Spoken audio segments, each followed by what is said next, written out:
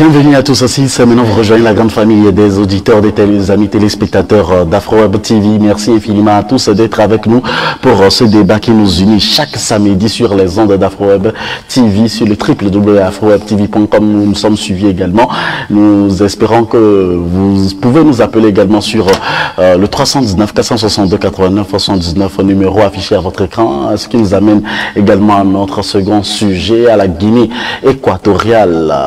La Cour de cassation a rejeté ce mercredi 28 juillet dernier le recours déposé par Théodorin Obiang, le fils du président équato-guinéen, qui contestait sa condamnation en France pour détournement des fonds publics dans son pays. Sa défense estimait que la justice française n'avait pas à se prononcer sur les délits commis à l'étranger, mais la Cour de cassation en a donc décidé autrement. Quel est votre jugement que vous portez, vous? Quelle est votre appréhension que vous portez sur cette décision de la Cour de cassation, Dr Omar Rickson? Oui, je pense que M. Obiang doit être amené à prouver comment il a pu avoir les moyens pour s'acquérir tout ce qu'il a eu. Et donc, étant dans l'incapacité de le faire, je pense que la décision de la justice est correcte. On ne peut pas prendre les ressources de l'État pour des fins personnels. Parce qu'il y a l'État, il y a l'individu. Et donc, celui qui prend les ressources de l'État et qui les utilise pour des faits personnels, cette personne n'a rien à chercher dans la sphère politique d'un pays. Et donc, je pense que la justice doit aller, la justice internationale doit aller au-delà de cela.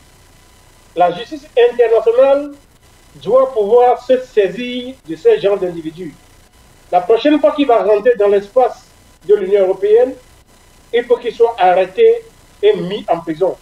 Et cela donnera une bonne leçon à tous les dictateurs sur notre continent qui prennent les ressources de notre pays pour satisfaire leurs besoins personnels. Voilà comment je vois la chose. Nous avons eu le message, nous avons eu l'information ce 28 juillet dernier et nous espérons que vous nous avez suivis également sur AfroWeb TV. Aujourd'hui, plusieurs sont ces personnes-là qui portent beaucoup plus de jugement sur cette décision. Quel est votre avis, Monsieur Amédodji? Je crois qu'après 14 ans de bataille juridique, il était temps que la France, ou en tout cas les juges, prennent une décision. 3 ans d'emprisonnement, 30 millions d'amende et saisie des biens de Théodorin qui sont évalués en France à plus de 150 millions d'euros, ce qui est énorme. Je rappelle également que la Grande-Bretagne est allée dans la même direction que la France et actuellement Théodorin Obiang est interdit également de séjour en Grande-Bretagne. Cette décision de la justice française est une première et elle est à saluer. Mais nous les Africains, nous attendons encore un peu plus. Vous savez, lorsqu'on parle de biens mal acquis, dans le cas d'espèce, c'est le cas. Théodorin Obiang a détourné les fonds de son pays, c'est-à-dire Guinée équatoriale, et s'en est servi pour acheter des biens de luxe en France, au détriment de la population équato-guinéenne, ce qui est une mauvaise chose. Donc, valeur d'exemple a été donnée. Mais nous attendons de la France qu'elle aille beaucoup plus loin. Et parlant de biens mal acquis, justement, qu'en est-il des objets d'art ou des objets de culte que les Français ont volés en Afrique durant l'esclavage et la colonisation? Ça fait débat durant tout un temps. Vous savez, ces objets-là qui font partie intégrante de notre culture ou de notre personnalité en Afrique, aujourd'hui se retrouvent exposés dans les musées. Si on peut extrapoler pour voir combien cela a rapporté à la France, est-ce que les politiques français ou les juges français auront le courage de reconnaître que la France a également, dans cette démarche-là, de vol d'objets d'art ou d'objets de culte, a également commis un tort vis-à-vis des populations africaines, au même titre que ce que la justice a reconnu pour le cas de Théodorin. Il y a un second volet également, et ça concerne directement le Togo. Le pillage des multinationales avec la complicité de l'État français.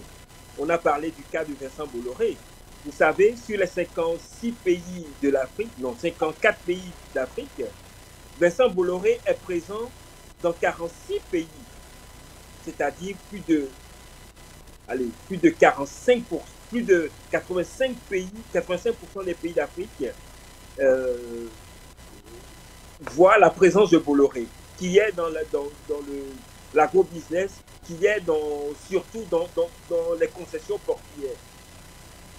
Je rappelle également que 90% du commerce international se fait par voie maritime. Donc vous comprenez que si Vincent Bolloré, avec son groupe, sont présents dans 85% des pays d'Afrique, vous pouvez imaginer l'ampleur de l'évasion fiscale que ce garçon, que ce milliardaire, 10e homme le plus riche de France, occasionne ou bien organise dans nos pays. Aujourd'hui, la France nous dit que les fonds saisis vont être versés à la coopération, ou bien il appelle à l'agence de développement ADF, Agence française de développement, pour que directement ça soit retrocédé au peuple équato-guinéen. C'est une bonne chose, mais on attend également que ça, ce sont des menus chrétiens. Les gros poissons même, qui sont ces multinationales, qui bénéficient de la complicité active et passive de la France, nous attendons également que la justice française fasse son devoir pour que l'Afrique puisse disposer de ses ressources et travailler en interne au développement et au bien-être des populations. Voilà un tout petit peu l'analyse que je fais. C'est une bonne chose, mais nous les Africains en attendons beaucoup plus. Nous attendons beaucoup plus en attendant que Monsieur Amedodi ne règle encore, ne cadre un peu son portable ou sa caméra. Nous allons vous poser une question à Monsieur Dr Omar Rickson qu'on reçoit depuis l'Allemagne. Dr Omar Rickson, la cour d'appel, la plus haute cour d'appel en France a confirmé la condamnation du vice-président de la Guinée équatoriale à une amende de 30 millions, soit environ 30 millions de dollars pour avoir utilisé l'argent public pour financer son train de vie somptueuse. Alors, réaction? Oui, je pense que le monsieur doit être condamné à restituer à son pays tout ce qu'il lui a volé. Et donc, je pense que même la somme qu'on lui demande, elle est trop infime.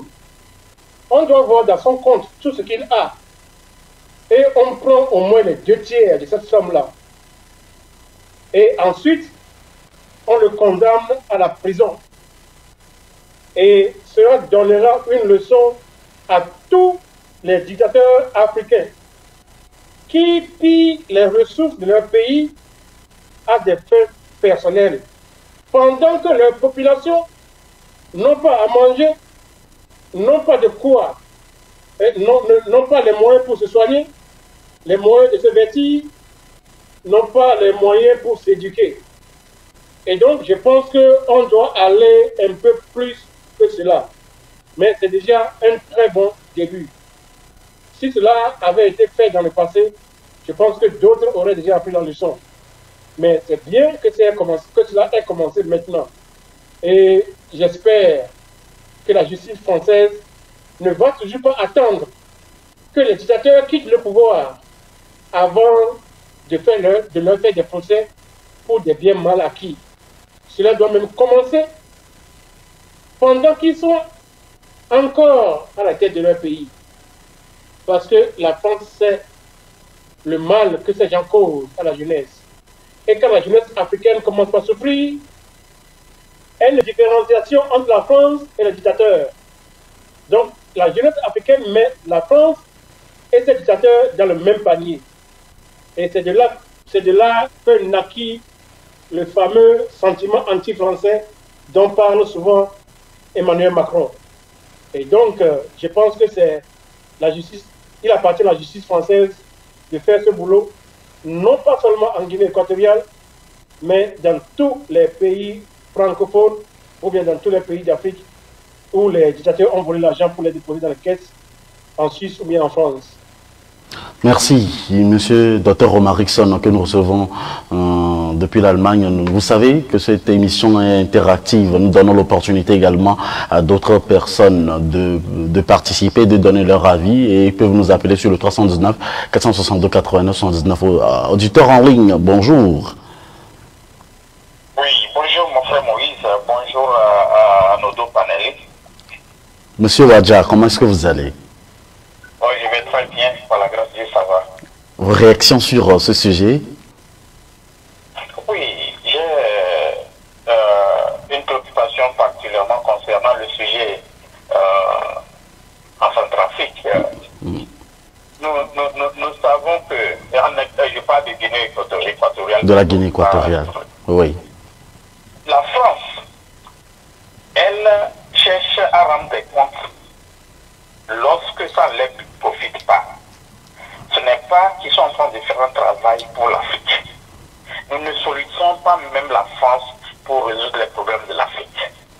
C'est vrai, le vice-président équato-guinéen Oui. aurait, je dis bien aurait parce que je n'ai pas une certitude, c'est le rapport de la justice française que nous avons, où il aurait détourné des millions d'euros ou de dollars pour s'acquérir des biens en France. Ça c'est vrai. Mais, vu que cet argent n'appartient pas à la France, ce n'est pas l'argent de la France qu'il a utilisé, c'est l'argent de la Guinée équatoriale. Maintenant, c'est quoi l'intérêt de la France en le poursuivant et en prononçant une sentence avec une amende de plus de 30 millions à verser? Cet argent-là sera versé à qui? C'est ça, moi, je ne comprends pas. Cet argent sera versé à son pays ou bien à la France. Donc, il y a des situations que nous devons comprendre aujourd'hui que la France n'est pas en train de travailler dans notre intérêt. Elle travaille pour elle-même. Il y a des dirigeants africains ou des hommes politiques africains qui possèdent des biens qu'on considère bien mal acquis en France ou partout en Europe. Et on n'a jamais vu une condamnation vers ces gens-là parce que la France aussi mange dedans.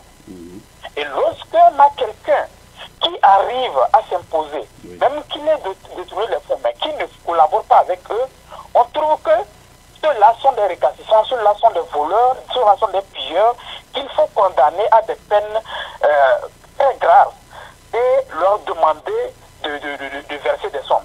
Pourquoi la France n'a pas dit, que la justice française n'a pas dit, nous demandons au vice-président de retourner l'argent ou de restituer cet argent-là à son pays. Mais on dit, on le condamne à verser cette somme. On verse cette somme à qui? À la France ou bien à son pays d'origine? Donc c'est la situation que nous avons aujourd'hui. Nous connaissons, nous avons vu tous les biens de la famille Bongo en Europe, en France et partout. Jusqu'ici, qu'est-ce que la France a dit par rapport à ça? Aujourd'hui, parlons de Bolloré. Bolloré existe en Afrique de l'Ouest, particulièrement depuis plusieurs années, où il pille nos ressources. La France vient cette année pour prononcer un procès contre Bolloré, parce qu'à un moment donné, Bolloré n'aurait plus donné ce qu'il devait donner à la France. C'est lorsque la France ne reçoit plus ce qu'elle devait recevoir, qu'elle se lève contre ces personnes-là. Donc la France ne juge pas ces gens de bien mal acquis là pour l'intérêt de l'Afrique, mais pour son propre intérêt, et nous devons comprendre ça. Peut-être que nous, les pays africains, nous devons prendre conscience nous-mêmes et pouvoir juger ces gens d'individus sur nos territoires. Juger, si nous jugeons bien que quelqu'un a détourné des fonds pour s'acquérir des biens personnels, on doit les juger chez nous pour qu'ils restituent ces biens-là. Donc n'attendons pas de la France de faire un verdict, de faire une justice pour nous les Africains. Merci. C'est le problème qu'on a et la France ne le fait pas pour nous. Donc c'est ce que j'allais dire sur ce point-là. Merci beaucoup pour votre attention. Merci beaucoup, Monsieur Wadja, de nous avoir appelé. Vous pouvez faire comme lui en appelant tout simplement le 319 462 89 79. Vous pouvez être en direct avec nous sur la chaîne YouTube AfroWeb TV, sur notre page Facebook également sur le www.afrowebtv.com/live. Vous êtes intellectuel, vous pouvez participer également à cette émission en appelant ce même numéro affiché à votre écran. Vous pouvez nous appeler pour vous faire également les transferts d'argent pour soutenir et faire asseoir également cette chaîne. Il y a encore un autre appel qui rentre en même temps, on va le recevoir. Auditeur en ligne, bonjour. Auditeur en ligne, bonjour. Allô? Auditeur en ligne, bonjour. Allô? L'auditeur ne nous reçoit pas pour le moment. Je voudrais dire à monsieur Medoji, est-ce que c'est réellement un bien mal acquis? Et c'est pas parce que ça ne profite pas à la France que la France l'a condamné. Si c'est à profiter réellement à la France, est-ce que la France n'allait pas dire autre chose? Bon, je pense que la terminologie est mal acquise vient du fait que Théodorin n'a pas travaillé, en fait, n'a pas eu ces ressources-là par le fruit de ses activités. Mais que ça, les preuves sont là. On a vu que ça a été puisé dans les caisses de l'État équato-guinéen. Donc, il est logique que ça soit taxé de bien mal acquis parce que l'argent du pays ne peut pas être utilisé par un individu, fût-il le vice-président de la Guinée équatorienne. Donc, maintenant, vous demandez si la France ou bien les juges français n'ont pas vite fait de saisir l'argent parce que ça ne profitait pas à la France. Vous savez, les 150 millions d'euros, qui est l'estimation faite aujourd'hui de l'immeuble détenu par Théodorin Obiang, et ont été achetés, en tout cas l'argent a été versé, l'argent a été acheté des mains des Français. Ce sont des agences immobilières françaises qui en ont bénéficié. Les travaux qu'on fait quotidiennement ou mensuellement, les travaux d'entretien sur ce bien-là, profitent à la France de façon directe ou indirecte, via la TVA ou via les taxes. Il y a également les taxes sur les habitations, ou bien le cadastre, comme on l'appelle, que Théodorin Obiang payait. Donc ça lui profite. Je crois qu'il faut saluer ici l'activisme des ONG qui ont relevé le fait que les acquisitions ont été faites avec de l'argent des concitoyens, du contribuable équato-guinéen qui a été détourné. Ça, c'est un mérite à faire aux ONG. Nous demandons aux ONG maintenant d'aller plus loin. J'ai cité encore un cas, le cas du franc CFA. Aujourd'hui, ça profite à la France. Okay, cette manipulation, ou en tout cas cette monnaie coloniale qui maintient les pays africains dans le sous-développement. Il faudrait que les juges s'en préoccupent également, parce qu'on parle de biens mal acquis, il s'agit également de biens mal acquis. Lorsque la France oblige les pays africains à déposer auprès de la banque, la banque française leurs réserves d'échange, ça leur prive des moyens. Ça empêche les États africains d'investir dans le secteur social, l'éducation et la santé. Ça cause plus de tort aux populations africaines que le détournement d'argent qui servent à acquérir des biens en Occident. On peut parler également des bases militaires françaises en Afrique. Ça aussi, ça nous crée des torts. Donc, il faut que les juges français aillent plus loin. Là, c'est du symbolique. Et j'aimerais répondre également un tout petit peu pour en terminer à votre interlocuteur. La semaine dernière, et c'est une innovation en France, dans le temps, lorsque des procès sont intentés ou bien des poursuites sont faites à l'encontre des détourneurs africains d'argent, lorsqu'il y a saisi, l'argent est versé à l'État français. Là, pour le cas de Théodorin Obiang, depuis la semaine dernière, le Parlement français, l'Assemblée, les parlementaires français ont voté une loi qui permet que dorénavant, ces saisies d'argent soient versées ou bien retournent aux populations africaines, aux populations qui ont été victimes de ce détournement-là. C'est la raison pour laquelle ils disent que l'argent, c'est-à-dire les 30 millions d'amendes et les 150 millions de valeur du bien immobilier soient versés à l'Agence française de développement pour que de façon directe, donc ça ne passera plus par l'État guinéen, ça ira directement aux populations en guise de dédommagement du préjudice qu'ils ont subi. Donc voilà un tout petit peu, c'est une innovation également qui date de la semaine dernière. Donc l'argent ne va pas profiter normalement à l'État français, mais va être retourné aux populations de la Guinée équatoriale. Guinée équatoriale, on en parle aujourd'hui dans notre émission Envie de la diaspora. Nous sommes suivis de par le monde. Et cette décision de justice ne marque-t-elle pas la fin donc, des efforts déployés par Théodorin Obiang pour conserver l'immense fortune qu'il avait accumulée en France, Dr Romarickson? Oui, mais je pense que désormais, la fortune qu'il a amassée, qu'il a gardée en France, est vraiment maintenant à la disposition de la justice française. Et maintenant, contrairement à ce qu'a dit Philippe, je ne pense pas que l'argent doit être versé, comment on dit, à l'Agence française de développement. Parce que cet argent ne lui appartient pas. L'argent appartient au peuple équato-guinéen. Et donc, la France doit virer cet argent dans les comptes de l'État équato-guinéen. Parce que l'Agence française de développement, ce n'est pas un instrument pour développer les pays africains. Mais c'est un instrument qui sert à créer la richesse pour la France dans les pays africains. Et donc, la France a intérêt, dans le sens de la justice internationale, à verser les fonds saisis des comptes de M. Obiang dans le compte de son pays, puisse en profiter. Voilà ce qui doit être fait. Maintenant, je pense que désormais, M.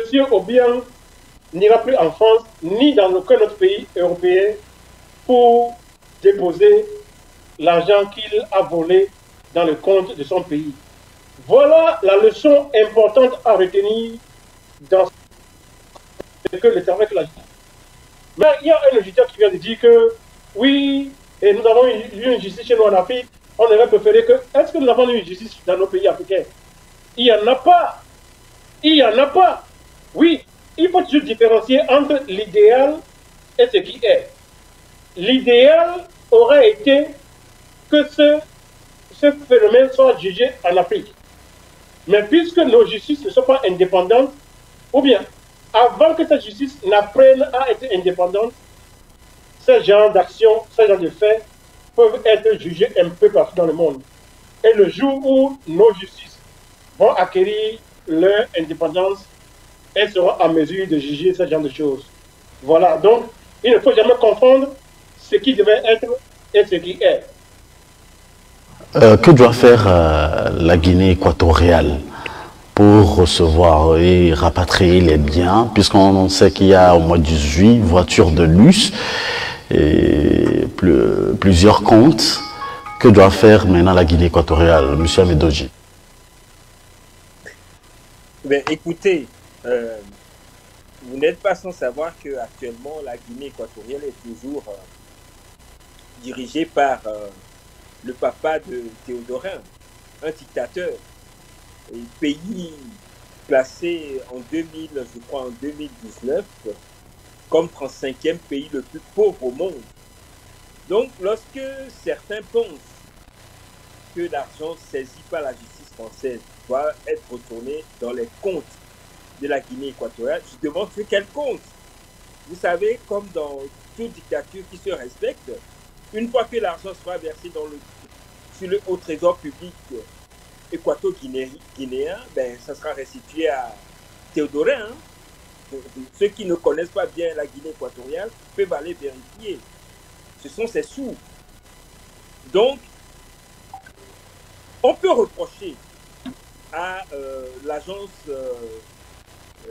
française de développement, on peut tout lui reprocher, mais en tout cas, dans l'état actuel du mécanisme, je ne vois pas par quel moyen, par quel autre moyen on pourrait dédommager les populations équato-guinéennes qu'en passant par un mécanisme d'aide et coopération directe qui ne passe pas par l'État équato-guinéen. C'est de ça qu'il s'agit.